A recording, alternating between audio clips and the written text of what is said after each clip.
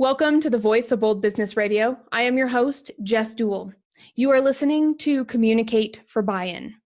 I'm talking with Ita Olsen, who I will introduce in just a minute. Before I do, I want to really take a minute to share the importance of communication, buy-in, action, because we've got this concept of what we want, and we go into a situation knowing what we want, even if it's to get through it, which hopefully that's not the reason you're doing whatever you're doing.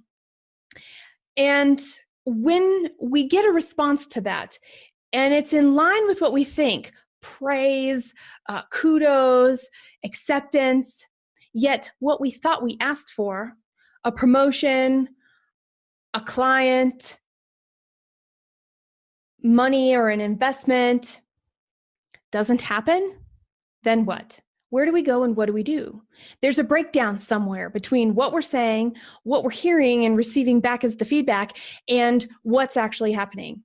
And Ita Olsen is a specialist in this. She's been doing it for 21 years now. And she trains people to deliver our message in a crystal clear and highly influential way.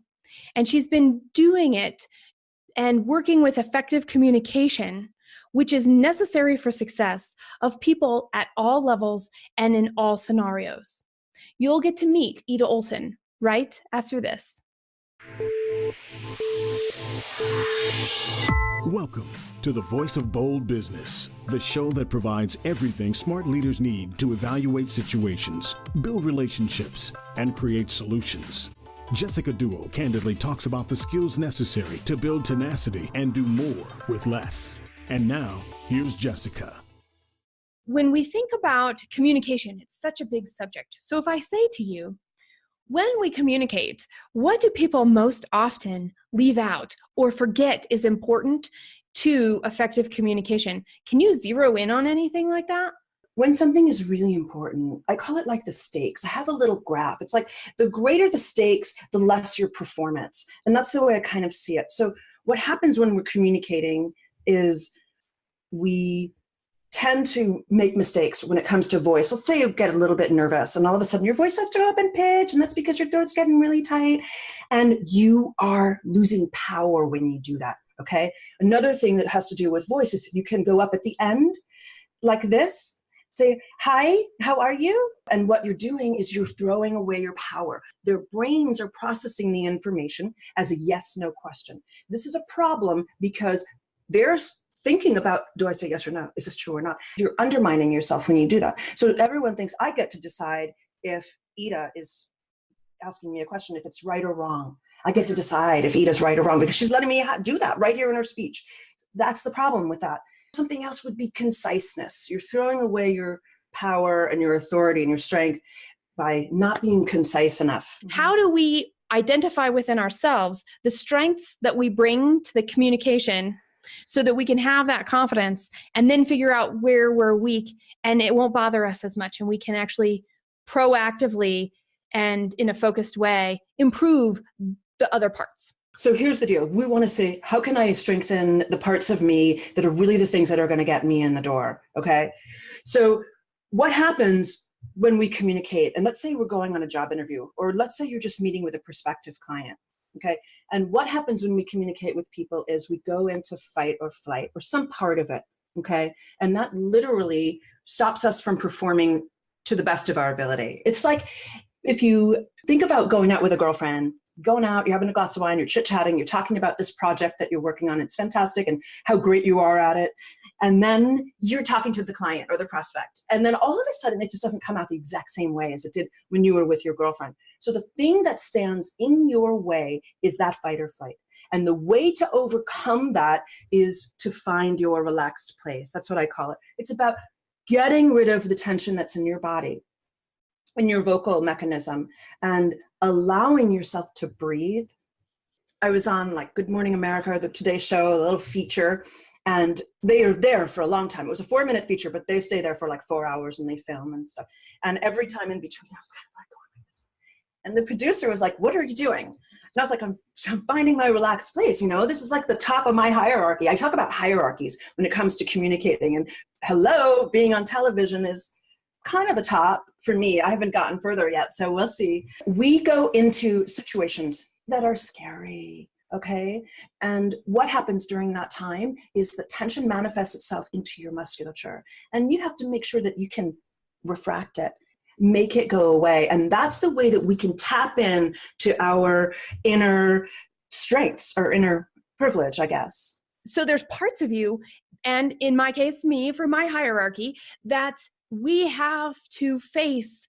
Some people call it shadow parts of ourselves. Some people call it weaknesses. Some people call it, oh, I don't know, there's a bazillion names for it. So why name them all when we know what we're talking about? And to be in a relaxed place at a relaxed time, to be able to face those. How do you suggest that we do that, especially when it comes to our communication? So one of the things I do is I teach people physiologically to get rid of the tension that's in their musculature. It finds itself there, and you can learn how to eliminate it. I didn't invent this. There's something called like the Alexander technique. They've been using that for I don't know how many hundreds of years or something. But there's people out there, and this is what you need to do. You need to be totally relaxed. If you go to an acting class or something, they'll do something like that with you also. Mm-hmm. So you can actually find tension. Can I tell you a story? Please. Okay.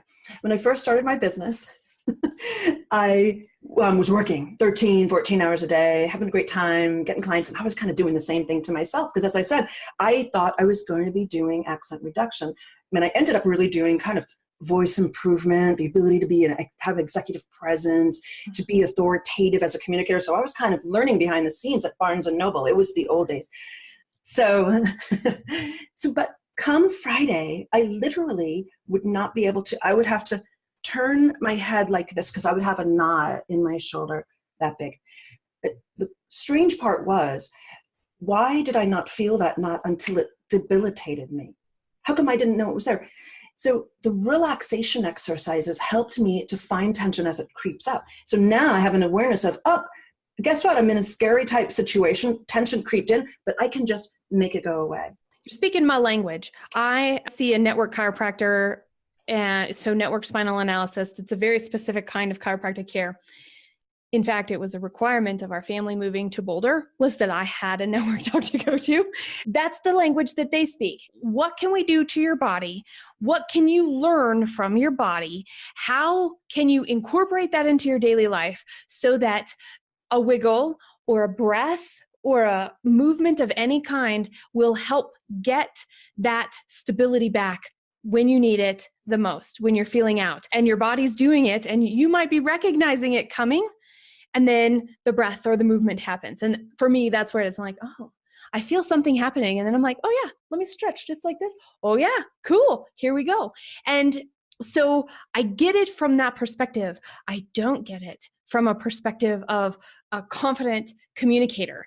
And I think they're intertwined in the fact that it's all our physiology, but there might be more when it comes to communication. Am I right, or am I just overcomplicating it? So we go about our lives, and I always say, like, you could be on a deserted island, and I should say I could be on a deserted island, and I'll find something to stress out about. Like, I will,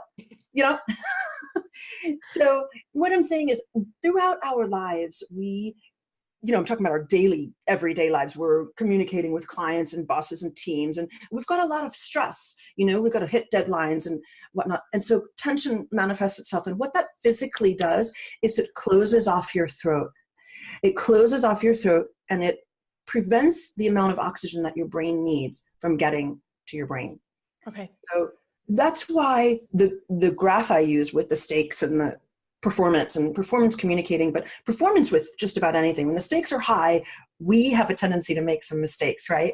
And that's why you have the story of you talking to your girlfriend and being very well able to communicate your ideas, to convey your message precisely, concisely, and like with persuasion. Like, she's like, oh my God, you're the best at this, and you want to be able to bring that same exact message to your client or your prospective client, and yet it doesn't come out the same way.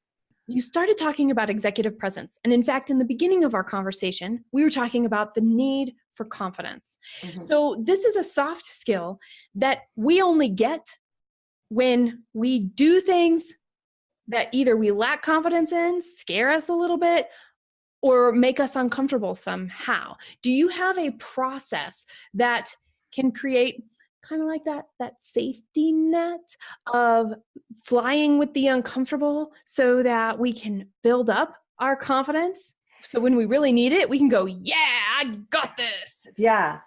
Yeah. So, well, there's a couple of things. And one is the process that you're talking about. And those are the relaxation exercises. And what I do is I pair tension with breathing in, and I pair relaxation with breathing out. Okay. So that eventually all you have to do is breathe, and you'll be able to find tension and eliminate it. So I think I didn't finish my point before when I was saying on a deserted island, because the point is that once tension creeps up, you want to be able to eliminate it immediately. And then what I do, and since speech is air molecules that vibrate, you have to breathe to speak. And so every time I take a breath in to say my next, what I call breath group, I can find tension. And every time I breathe out, I let go of it. And it is a habit. It's a complete and utter habit now. It's insane. When we're thinking about communicating, there's this concept of vulnerability and there's this concept of transparency. Yet we started with this need and necessity of communicating what we want, when we want, specifically for buy-in, which means we can't tell all. And we can be transparent to a point, and we can be open to a point. Where's the point? I like that. I believe in a lot of vulnerability in conversations. I mean, not like wasting someone's time telling them your sad stories, but I like to add a little vulnerability, because as soon as you do that, most often the other person, your listener, your co-communicator, is going to feel so much better in your presence. And they're going to then kind of open up and tell you something about themselves. So that kind of thing. I also like talking about sort of like a meta-linguistic thing. I like talking about what's really happening. I'm really scared you're going to ask me really scary questions. And like, that's the truth. I'm telling you the truth. And there's really nothing wrong with that. We're live on the internet. Who knows what can happen? On Good Morning America, they taped it. Just gave you little bits. Like I didn't, Right. And you never know, because in that transparency and vulnerability, when they're taking out so much, you don't know if the intention of what you showed up to do is actually what's going to be the output and given to people. It's true. And then from that editing, even when the intention is there to keep it as true to the original message as possible, is it how it's perceived by the people that hear it? And so I guess we could take that example of all of that editing of, that's actually what happens when you stand up and give a keynote, when you show up at a board meeting and you're presenting a big thing, when you're pitching something to a new client or for fundraising in a business or to land that next big job, whether it's internal within your organization or someplace else. What we do when we communicate, when we convey our message, is so important that we get our message across very, very concisely. And what we have more than words is nuances. There's so many nuances in the way that we communicate, and they're so important that we get them across. And that's kind of one of the skills that people need to hone up on, is the ability to really get your message across. You got to have that confidence. You can't have any of the nerves. You got to be cool, like you're sitting with your girlfriend having a glass of wine. But that has to be in all of those situations. But that's hard to do. And one more trick I have for that is you always have to remember that you love your audience. This is one of the things I always talk about. But it's not just about the physical, like, oh, do I finish in my teeth, or do I look fat or something? But it's really about, do they think I'm smart?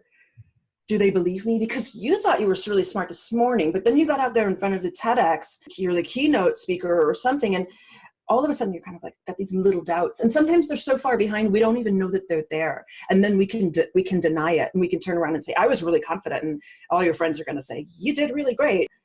No one's going to tell you that you didn't, right?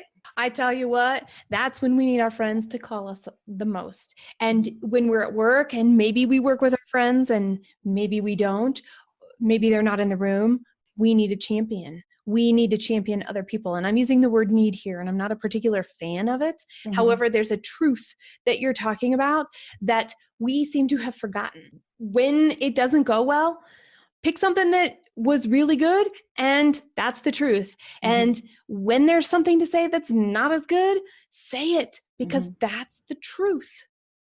We owe it to each other's well-being, benefit, and improvement. Did you ever read Radical Candor? Am I allowed to bring that up? Oh, yeah. Okay, good. Yeah. I'm familiar with radical candor. What's your biggest takeaway? So as long as you can present your message in a way that's really warm and really loving, and you say, hey, I want the best for you, and I can't let this slide, I'm going to tell you. Men and women communicate differently. Now we are uncovering an entirely new way of communication and what perceptions are occurring and what, for lack of a better word, stereotypes are coming up as we're also discovering and starting to embrace and become aware of transgender people. And so now we've got all of these groups, and our communication style, like you were talking about, authoritative and loving. Depending on who we're with and what their experiences are, we might come across as bitchy, or I can't believe how mean she is, or whatever the case may be. And that's where this external perception really matters. And so when you're talking about embracing that and practicing that and saying, okay, I'm going to communicate this way, and I want to make sure I'm showing up this way, and checking everybody around us to see, are they perceiving me the way that I see myself showing up? And then being able to come to somebody like you and say, no, that's not happening. Help me out. And, but also being able to go, okay, when I'm talking to this group of people, I need to make sure and incorporate more vulnerability. When I'm in this group of people, I need to incorporate more community building. That's not unauthentic. It's knowing the audience to best communicate with them where they're at. Am I on track? Am I not quite on track? That's called code switching. It's called code switching. It happens from when you're a child. You speak differently to your mother than you do to your peers. You have to change who you are. Not who you are, but you change the face of what you're showing. I mean, too much. Obviously, there's, you don't want to be two totally different people. This isn't Dr. Jekyll and Mr. Hyde, but yeah, it's called code switching, and that's very normal. But I'm going to say something about women and men and being very different communicators. So we do get perceived differently, and I do believe that women have a very a greater leap to take to get where men go. And I hope that wasn't like overstating things. That we do have to work harder to get where they are. But I also have to say that women need to make changes to the way that they're communicating. Yes. Yeah. What? Like many things. Okay. One thing is, Fast Company was doing this thing. They were on this kick a couple of years ago about don't try to talk assertively because then you just sound aggressive. If you are trying to talk assertively and you sound aggressive, you are doing it wrong. Say it again. If you are trying to be assertive and you sound aggressive, you're doing it wrong. Just doing it wrong. Yeah. And that's the first key. And that's what nobody talks about. Ita, that is what nobody talks about, is they just are like, oh yeah, just kind of tone it down. What does it actually mean? How do we actually tone it down? Right. We think we're doing it the right way. Maybe it's because it's what we're modeled. Maybe it's because we think. But without that feedback, we can't get anywhere. Right. We have to get past that perception issue. We have to get past it, and we can do it. But the way we must do it is by making changes within ourselves. And those are those physical things I was talking about. We can't let our pitch get high when we're feeling nervous. We cannot let it happen. And it's not something you can just do in the moment. If you're recording yourself throughout your life and you're listening for the different, say you have a phone conversation and you can record yourself and not the other person. And then you hear like, oh, there are moments when my pitch got up too high. I maybe said too many words. I used a bit of upspeak and then threw the person off and gave them all the power. Then that's something you have to work on. It's not going to take one day. It's something that you have to go and make a conscious effort to do. And I'm still working on the slow my speech down. I already talk fast, and when I'm nervous, I talk really fast, and people say to me, I can't believe I understand the words you're saying. I said, I've gotten really good at enunciation. But nonetheless, for me, it's a slow down. I mean, I suppose everybody could go out and say, I'm going to do a 5-part series on what I do and make a recording of myself, because now you've got it. I mean, one of the reasons that I do the radio show, everybody listening, there's a lot of reasons. One of them is, how do I sound? How do I complete my sentences? Sometimes it's, do I complete my sentences? Yeah. But I knew all that going in. Right. And I found so many other things that I can work on from a presentation perception perspective, if you will. Right. You know, I don't really feel like we're aiming for some sort of robotic perfection. So sometimes starting a sentence and not finishing it is okay. I'm not the police. I prefer if we take out a few of the ums, you can replace your filler words with pauses. Scott will like that. Scott will like that. It will make. And now we're talking about him behind his back, yet he's sitting right here with us in the background from those of you listening.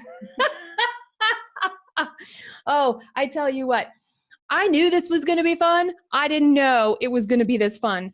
You are listening to program 120, Communicate for Buy-in. And you were talking about action earlier. And when we communicate, typically we want some sort of outcome, some sort of action from our audience. If we speak, or maybe when we speak and we are lacking that, how does that help us the next time we try and go to do something? Oh, that's a good question. If I'm hearing you right, you're saying, so you're presenting yourself to this group of people perhaps for the first time, and then you haven't gotten your call to action followed, and then the next time they see you, is this what you're saying? Then they're going to kind of be still a little lackluster, like even worse, like they're not going to expect much from you. That's good. That's true. But don't feel like you can't overcome that. So if you do hang out with a group of people who don't really listen to what you say or do what you say, you still can make those changes. Good. Like change the group so the people you are talking to listen to you. First of all, we got to state the obvious. Yeah. Second of all, right. And second of all is, did we think that we had a call to action? And so is there a way to structure the intention, right? Maybe not script, because I'm anti-script, as you know from our preparation for this program. And I do think preparation is necessary, though. And at the same point in time, I know what the intended outcome of our conversation today is. I know what I would like to do, and I communicated that with you ahead of time. Now, we can't always do that when we're in a sales call, when we're in a meeting, when we're doing a pitch. So what are the things that we must keep in mind when we're communicating in these high pressure situations that really matter in terms of the outcome? How do we make sure we have a call to action to get that buy-in? Okay. First, you have to really work on some of the lower levels. So you're talking about the higher end of the hierarchy. So you have to master some of the lower levels. But you know what I'm saying? You can't just say, oh, I'm going to do this really great in a high pressure type meeting or job interview or something and not have it mastered like in a simple introductory situation or small talk situation. So you have to master these sorts of things that are a little bit easier for you. Everybody is different with what's scary and what's not scary. Okay. But so first, you define your call to action. You say, what do I want out of this meeting? And sometimes when you think about a meeting with a prospect, if it's your first meeting with a prospect, your first call to action doesn't have to be, I want this client. I want to get this client. I want to land this client. Your first call to action may end up just being, I'm going to find out every single thing that this client needs. That's your call to action the first time you go in. Okay. And then you take notes and you ask questions. What you're doing is you're saying, finding out everything this client needs. I'm going to find out where his emotions are, where his or her, kind of like what their objective is. Okay. So you're getting all this information and you're also asking questions. So you're just there to make that person kind of feel warm and fuzzy, for lack of a better word, with you. Like they say, like, I really trust this person. Maybe the other thing you really want to do is you want to make them feel confident in you. Now, one way to make them feel confident in you is to use a very confident sounding voice. Okay. And also to be very concise and to use very kind of a fluid intonation or a varied intonation pattern, not like choppy speech. Sometimes people do this when they are talking and they all of a sudden get really formal and think they should talk like this. Yeah. And then that's not giving anyone any confidence and they're not processing your information. So what you do, and I know you don't like scripts and I don't like scripts either, but you determine what is your call to action and you maybe take your recorder and you pretend you role play with your recorder and you pretend you're talking to that person and you go over, then you listen to it and you're like, oh my God, I added all this extraneous stuff. I can just cross that right out. I don't need it. And then you formulate everything into bullets. What is your message that's going to get you to that call to action? Whether it's, I hope someone thinks I'm funny, or I hope this person thinks I'm smart. We have a call to action almost every time we open our mouths, except when you said some people just talk to hear themselves talk. But yeah, so you record yourself and then you kind of revise it for content and then you practice it again. You can practice it once with reading it and then you kind of practice it a few times, just kind of off the cuff. So it comes off very naturally because it's not about scripting it. Well, and I will say, I don't memorize a script. I do, however, I write out When I have a talk to do, when I am doing a presentation, the workshops that I give, whatever it is, I write out a lot of what I'm going to say before I say it, because I understand the people that are there in that room are looking for something very specific from me. How it comes across, the things that happen, it goes back to the nuance that you were talking about earlier, reading the room. What is your feedback? How do all of these things fit in so that the people can get exactly what they need? You don't lose your call to action, and you still get the ability to make the impression that you want to make at the end, is what I heard you say. Yes, yes. Sweet. And I love this concept of recording yourself. I think that's the one thing that everybody could do, and they would see right off the bat. 2 conversations on your side of the thing, just talking to yourself in the mirror, rehashing your day, talking to your significant other, your friend over wine, right? It's something along those lines. Okay, I know what I could change.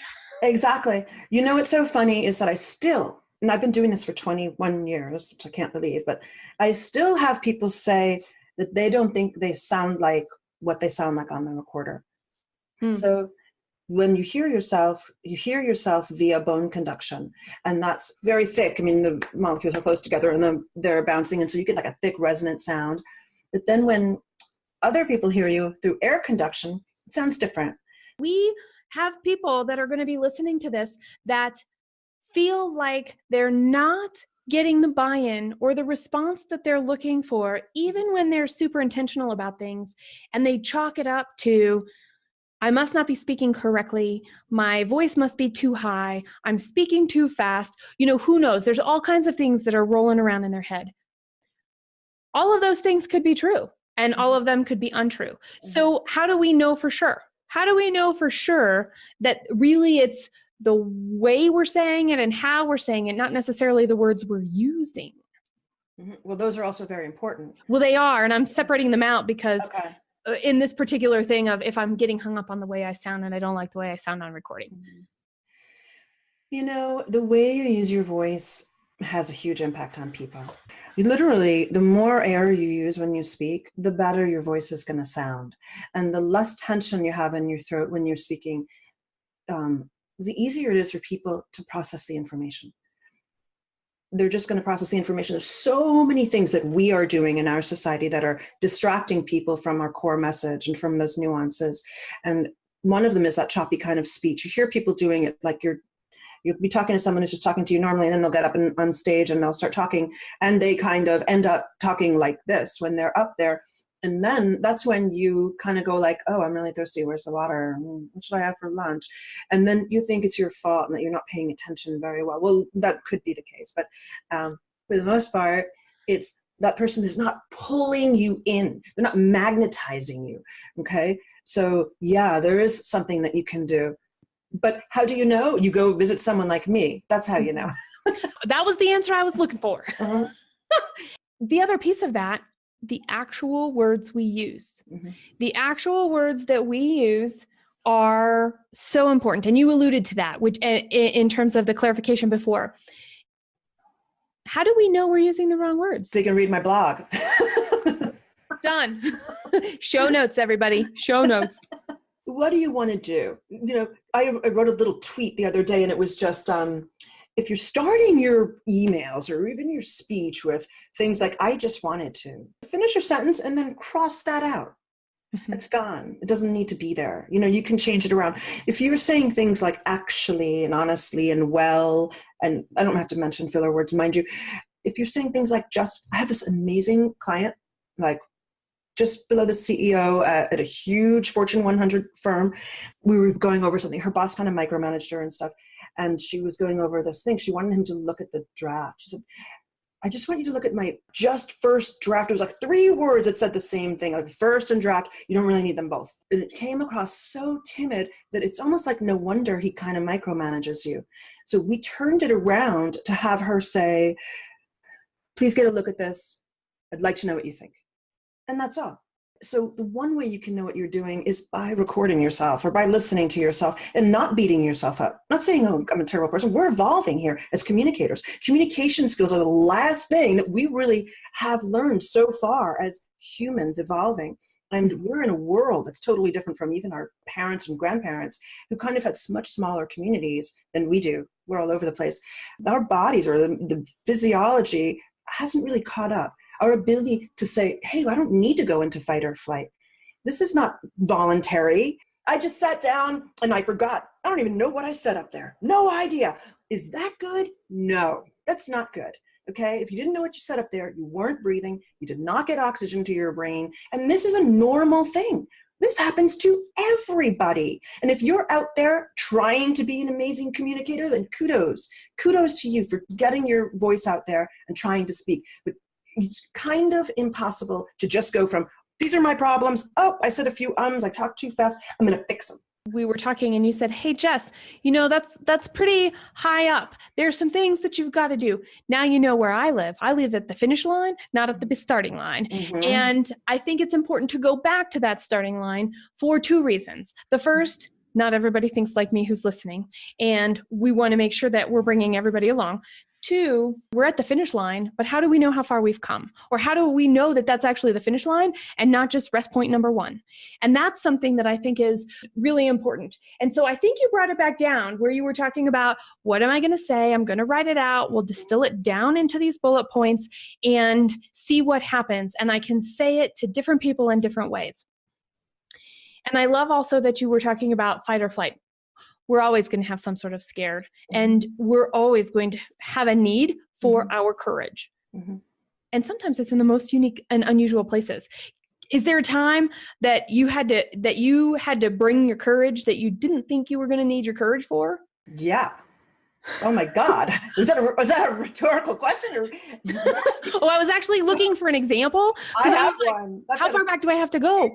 Yesterday? Yeah, right, this morning. So when I first started my business in 1996, I worked very hard on making my communication skills amazing in my professional environment, my professional world. And I really nailed it. It took me some time, but I worked really hard. But I ignored the sort of social aspect. And I still was sort of a shy people meter. Yeah, I know. You don't believe it, but it's true. Yes. I really was. And my boyfriend, my now husband, but he took me to this dinner at Ruth's Chris in New York City. And it was a big Wall Street dinner, not big, like 8 to 10 people maybe, sitting around a table. I was just sitting there next to this one woman, and she asked me a question. I don't remember the question. And I began to answer her. As I started speaking, everybody at the table stopped. This is a crowded restaurant, and listened to me. And at that moment, I wanted to shrivel into my chair. Everybody, I really did. I didn't know. I was like, can I go on?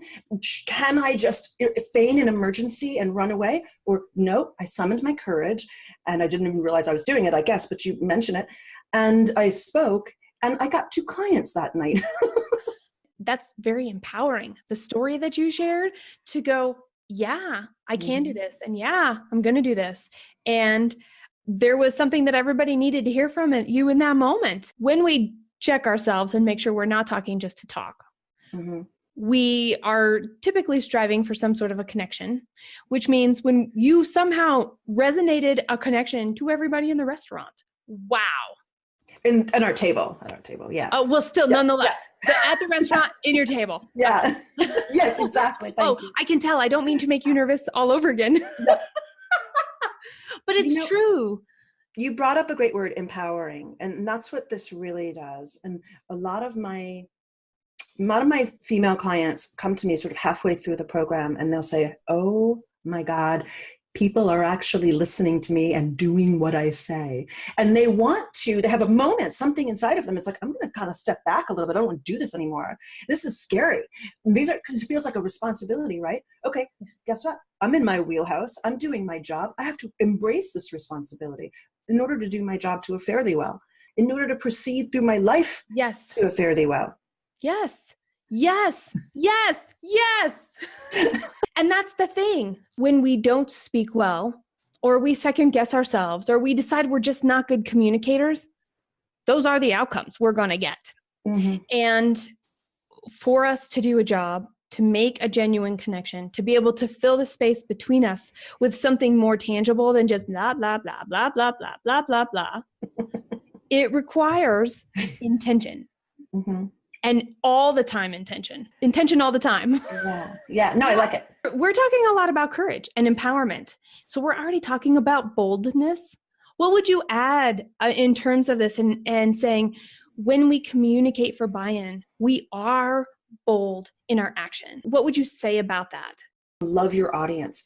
When you do it for someone other than yourself, and you don't put the focus on yourself, you put the focus on them and you say, I can help these people and they need my help. We all have our own skills that can help people. And these are what our jobs are. And you have to say, I'm here and I'm a vessel, really, because in my case, I help people to communicate really well and make them feel really great as communicators and to do their jobs to a fairly well. And so if they can say, hey, I have this skill, this is what I'm doing. I'm not pretending to be a plumber. I'm not going to go fix your sink. I'm here to do this. This is my wheelhouse. And I have to say, I'm going to help you. And you always say to yourself, you know what? Just have it in the back of your head. If I can't help you, then maybe there was no reason for it. There's no pressure. You're going to help 90% of the people or 95% of the people. Then you can say that to yourself. But if you put this pressure like, it's like you're bringing yourself down. You're making the stakes too high for yourself and thereby reducing your performance. You heard it here. Ita Olsen is talking about the importance of confidence and what makes up that confidence in the communication we have. It's the way we show up and the way that we work with tension that also impact our ability to communicate to others, to be perceived well by others, and to get the actions, the outcomes that we are looking for. I mean, we talked about everything from the fact that fight or flight is here, the fact we have to summon our courage, the fact that we can still be authentic and talk to different people in the way that will best communicate and connect with them so that we can get what we want, which ultimately is more than for us. It's for the good of the people around us. It's for the good of the group, the community, and our larger world. And when we keep that in mind, we know we are communicating for buy-in, and we will continue to improve in such a way that we can make the impact that we want. We can use those call to actions that we have cultivated and get the perception of other people to match the intention that we bring for something greater than ourselves. You will find all the program notes at voiceofboldbusiness.com/P120. That is voiceofboldbusiness.com/P for program 120. You can also search Communicate for Buy-in. Email radio@reddirection.com with your comments, questions, and suggestions. We want to hear from you. Also, you've listened to this program. Go out, subscribe, and rate this program and all of the Voice of Bold Business Radio on your preferred listening platforms so that on Tuesdays and Fridays when we have new programs, they are delivered directly to your queue, and they'll just come right up and you can keep learning and have fun and laughing along with us. It's your stories and experience that take what we're talking about here and make it real, take it out of theory and put it into action. We want you to add to the conversation. Tell us your experiences about communicating for buy-in, and we want to know, how do you communicate for buy-in?